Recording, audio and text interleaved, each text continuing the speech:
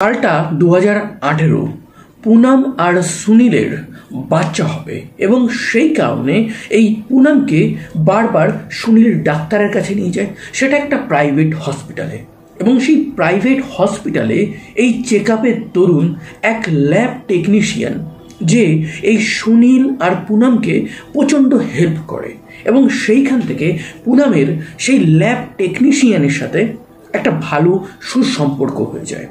এরপর পুনামের twin baby হয়, দুটো কন্যা সন্তান হয়।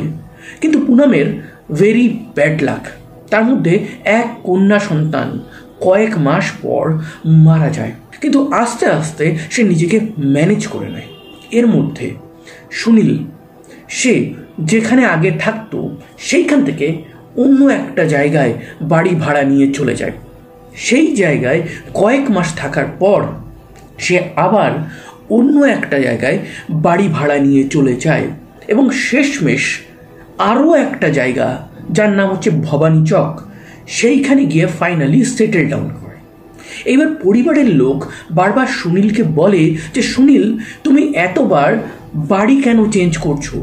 তোমার নিজের বাড়ি আছে, তোমার নিজের বাড়ি থাকা সত্ত্বেও তাও তুমি কেন বাড়ি চেঞ্জ করছো? তো এই ব্যাপারে সুনীল পুনাম দুজনে একদম মুখে কুলু পাটে। কিন্তু ভবানী চকে তারা যে বাড়িটা ভাড়া নিয়েছে সেই বাড়িতে তারা একটা হ্যাপি লাইফ কাটাচ্ছে এবং 2018 সাল থেকে 2024 সাল চলে আসে। এর মাঝে এই পুনাম আর সুনীলের আরও একটা কন্যা সন্তান হয়। তো তাদের এই দুই কন্যা সন্তান নিয়ে একটা হ্যাপি লাইফ চলছিল। কিন্তু এই সমস্ত কিছু চেঞ্জ হতে যাচ্ছিল 3 অক্টোবর 2024। সেই দিন এক ব্যক্তি তাদের বাড়ির পাশে যে দোকান আছে সেই দোকানের সামনে রয়্যাল এনফিল্ড বাইক নিয়ে আসে।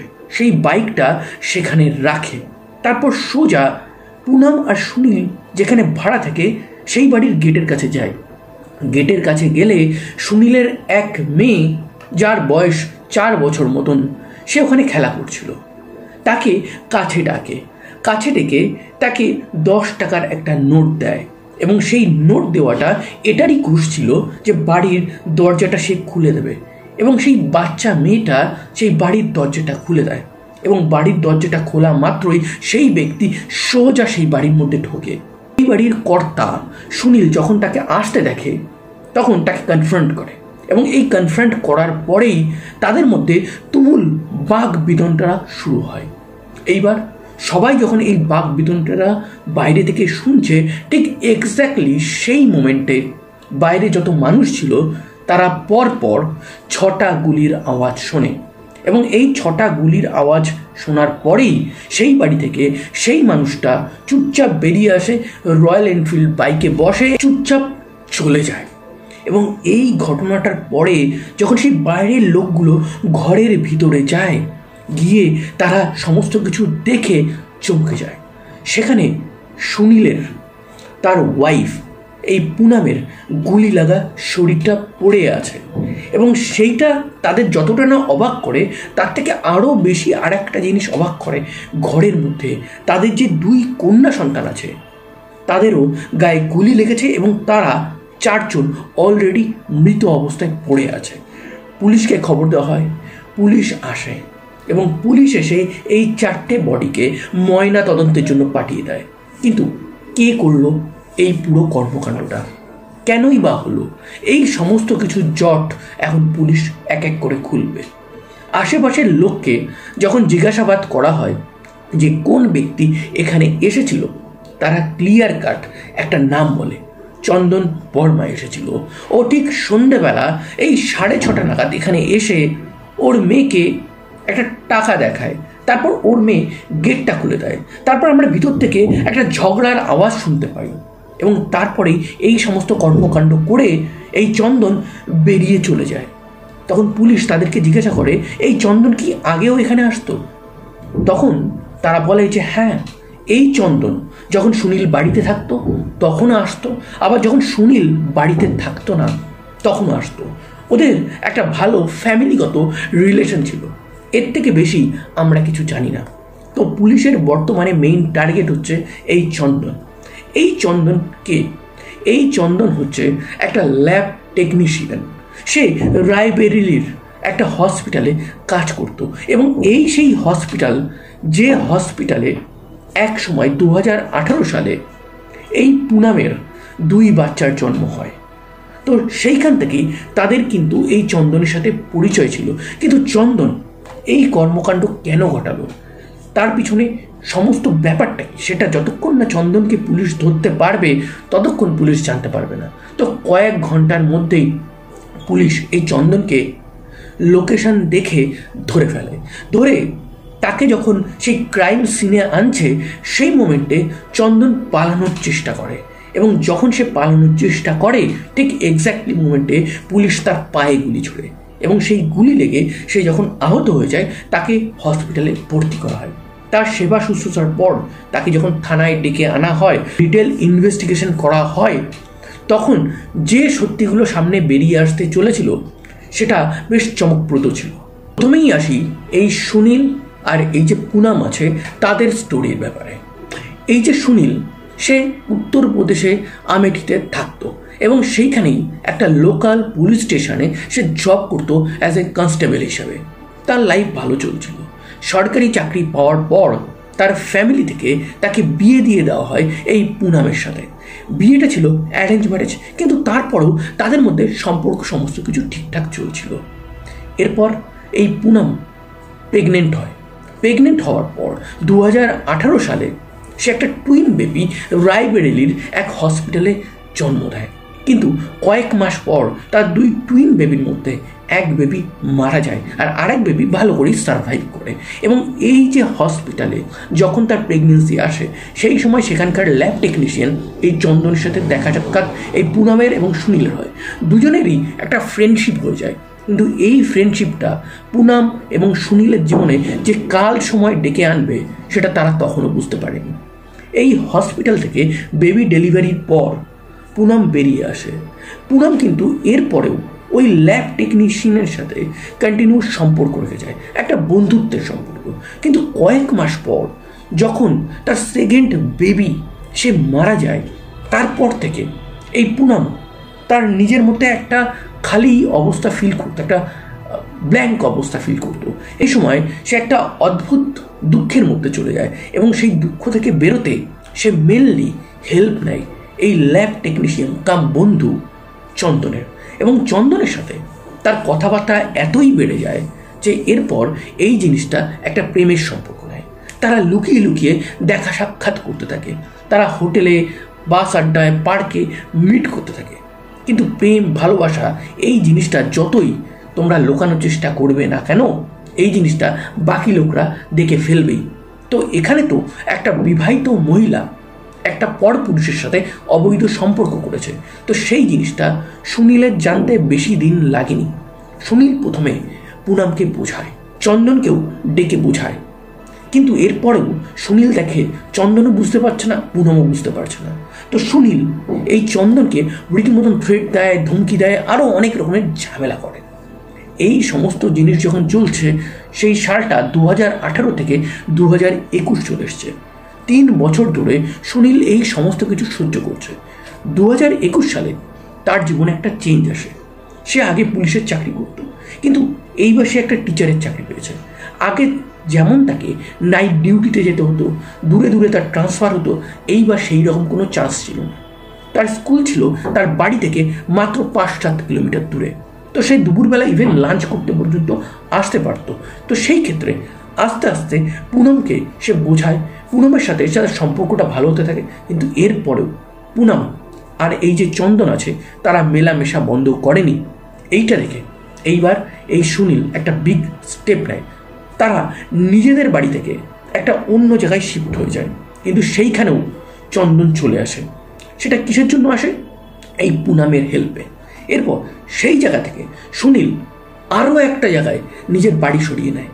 সেখানে ভালো করে থাকা কয়েক মাস পরেই সেই চন্দন আবার সেই জায়গাটা খুঁজে নেয়। তারপর তারা 3য় জায়গায় চলে যায়।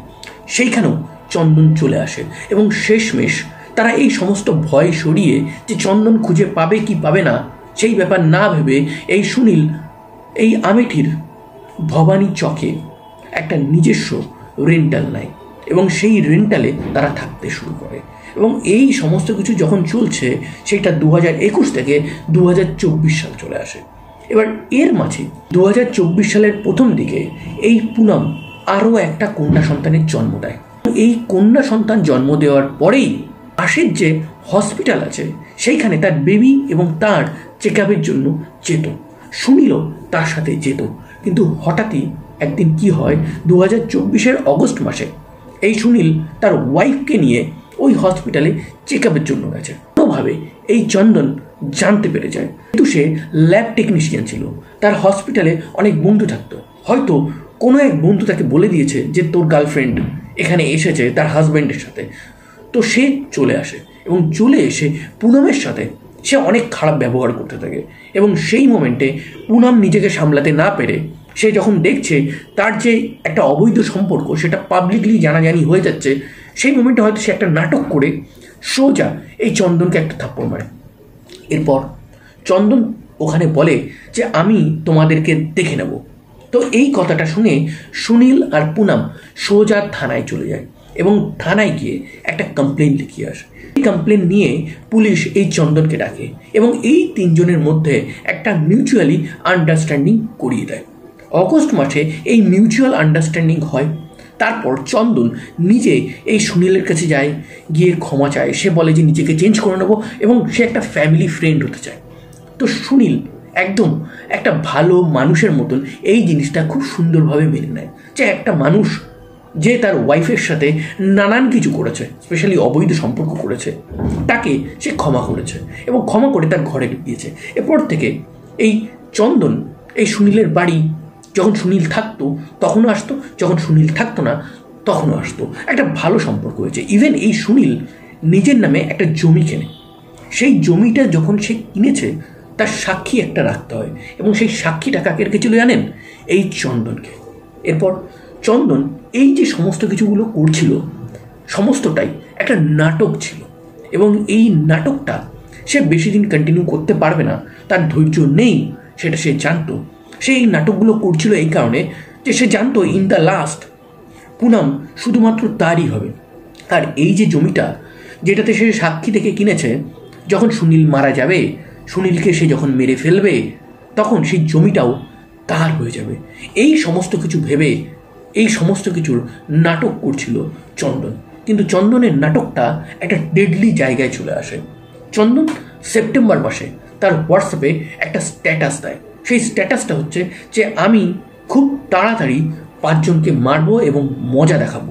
এরপর ঠিক সেই দিনটা আসে, তাদের জীবনের কালো দিন, 3 অক্টোবর 2024। চন্দন আসে, বাড়িতে ঢোকে, 4 জনকে মারে অ্যান্ড বেরিয়ে যায়। কিন্তু আপনি এখানে বলবেন যে চন্দন তাহলে পুনমকে কেন মারলো? দেখুন, পুনমকে মারার পিছনে এক্স্যাক্টলি কারণটা তো কেউ জানে না, কিন্তু সে একটা সময় এসে বুঝতে পেরেছিল যে এই পুনম ডাবল গেম খেলছে। সে হাজব্যান্ডের ঘরও ছাড়বে না, উল্টো দিকে তার সাথে সম্পর্কটাও ছাড়বে না। তো সে দুটো মেনটেন করতে চাইছিল, আর চন্দন চাইছিল যে এই দুটো মেনটেন না করে পুনম শুধু তার হোক। কিন্তু এই তার হওয়াটা সে আর করতে পারেনি। এরপর মেইন ব্যাপার হচ্ছে সেই যে হোয়াটসঅ্যাপ স্ট্যাটাস আছে যেখানে সে বলেছে যে 5 জনকে মারবো, 4 জনকে তো সে মেরেছে, তাহলে আর একটা ব্যক্তি কি সে নিজে ছিল? কিন্তু সেই জিনিসটাও পুলিশের কাছে ক্লামসি থাকলে এই যে পুনমের ভাই আছে সে বলে যে না, ওইটার টার্গেট ছিলাম আমি, কিন্তু সে হয়তো টাইম পায়নি, এই কারণে আমাকে মারতে পারেনি। কেন? তার ভাই টার্গেট ছিল। তার ভাই এই সুনীলের সাথে এই চন্দনকে অনেকবার থ্রেট দিয়েছিল যে তুমি আমার বোনের সাথে মেলামেশা বন্ধ করো। কিন্তু এই কেসে আমি একটা ফ্ল লক্ষ্য করলাম, সেটা আমি বলতে বাধ্য হচ্ছি, অনেকেই হয়তো খারাপ পাবেন। এখানে চন্দনকে বারবার আটকানোর চেষ্টা হয়েছে, খুব ভালো কথা, কিন্তু পুনম সে যদি সুড়সুড়িটা না দিত বা এই যে বারবার বন্ধ করার চেষ্টা করেছে সুনীল, তারপর যখন গেটটা আবার ওপেন করেছে চন্দন, সেই গেটটা খুলে দিয়েছে কিন্তু কোথাও না কোথাও পুনম যদি একে 100% রিজেক্ট করে দিত তাহলে সম্পর্কের এই যে অবস্থাটা হয়েছে সেটা হতো না। ইভেন যদি এই চন্দন তাদেরকে মারত তাহলে 2024 সালে না মেরে সেই 2020-21 মেরে দিতে পারত। তো এতটা লম্বা খিচেছে কিন্তু আমার মনে হয় এই পুনামের জন্য। চন্দন 2024 সালের অগস্ট মাসে হসপিটালে সেই চর থাপ্পড়ের ঘটনার পরে পুনামকে বলে যে তুমি থানা থেকে আমার নামে যে কমপ্লেনটা করেছো সেটা সরিয়ে নাও।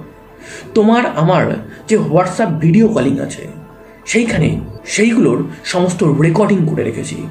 আমাদের মধ্যে যে দুষ্টু মিষ্টু কথা হয়েছে না সেইগুলো সব রেকর্ড করে রেখেছি। তো তুমি তোমার হাজব্যান্ডকে বলে যদি ওই এফআইআরটা সরিয়ে না নাও তাহলে তোমার ভিডিও, ফটো এবং হোয়াটসঅ্যাপ চ্যাট সব পাবলিক করে দেবো। এবং সেই কারণে পুনাম তার হাজব্যান্ডকে বলে এবং শেষমেশ তার হাজব্যান্ডও সেই এফআইআরটা সরিয়ে নেয় এবং চন্দন নিজে গিয়ে ক্ষমাও চেয়ে নেয়। কেন? ওই ফ্যামিলিতে তার এন্ট্রির দরকার ছিল।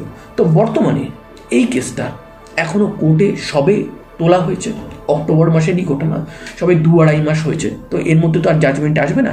তো জাজমেন্ট যদি আসে তো সেটা আমি কমিউনিটি ট্যাবে আপনাদের অবশ্যই জানিয়ে দেবো। তো এই কারণে আমি প্রত্যেকবার বলি যে পরকীয়া এই জিনিসটা একটা মারণ ব্যাধি এবং এটা একটা ছোঁয়াচে ব্যাধি। তো এটার থেকে সাবধান থাকুন এবং সতর্ক থাকুন, না হলে আপনার জীবন এবং সংসার সবটাই নিমেষে ধুলো হয়ে যাবে। তো এই ছিল আজকের একটা ভেরি ইন্টারেস্টিং ট্রু ক্রাইম ঘটনা।